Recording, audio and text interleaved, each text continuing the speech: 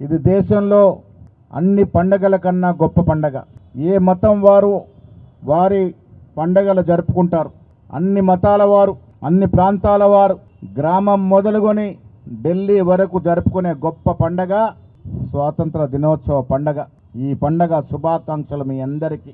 మిత్రులారా, ఇటీవల ఢిల్లీలో ప్రశ్నించే గొంతు చూసాం, జన్జీ ఉద్యమం చూసాం. యువతరం ఈ దేశానికి భవిష్యత్తు. కానీ ఆ యువతరం దేశ చరిత్ర చదవాలి, దేశ స్వాతంత్ర పోరాటాన్ని సమగ్రంగా అర్థం చేసుకోవాల్సిన అవసరం ఉన్నది.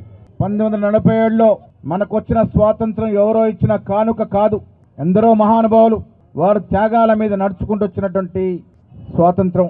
జాతిపిత మహాత్మా గాంధీ యొక్క అహింసా సిద్ధాంతం ఎన్నో ఏళ్లు జైల్లో గడిపి తన వ్యక్తిగతాన్ని త్యాగం చేసినటువంటి పండిత్ జవహర్లాల్ నెహ్రూ యొక్క ఆధునిక భారత నిర్మాణ దృక్పథం, సర్దార్ వల్లభాయ్ పటేల్ యొక్క ఈ దేశం ఏకంగా ఉండాలనే సంకల్పం, సుభాష్ చంద్రబోస్ యొక్క పోరాట పటిమ, భగత్ సింగ్ లాంటి యువకుల యొక్క ప్రాణత్యాగం, మౌలానా అబ్దుల్ కలాం లాంటి వారి యొక్క లౌకికవాద నినాదం, ఇవన్నిటి కూడా స్వాతంత్రానికి పునాదులు.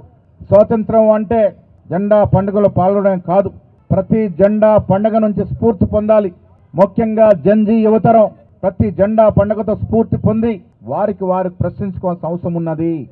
గుండు సూది కూడా తయారుగానే భారతదేశంలో పండిట్ నెహ్రూ మొదలుకొని మన్మోహన్ సింగ్ వరకు అన్ని దశలుగా అన్ని రకాలుగా ఈ దేశం అభివృద్ధి చెందింది. నిజమైనటువంటి ప్రజాస్వామ్యం ప్రజ్వరిల్లింది. స్వాతంత్రం అంటే కేవలం పండగ జరుపుకోవడమే కాదు, కేవలం బ్రిటిష్ వారిని పారదోలడమే కాదు, మనకు లభించాల్సి ఇంకా ఉంది.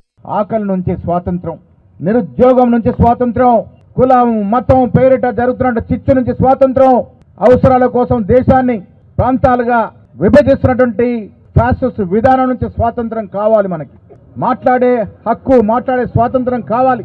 ప్రశ్నించే గొంతుల్ని అణచివేస్తున్నటువంటి నిరంకుశ విధానం నుంచి స్వాతంత్రం కావాలి. అదే నిజమైన స్వాతంత్రం.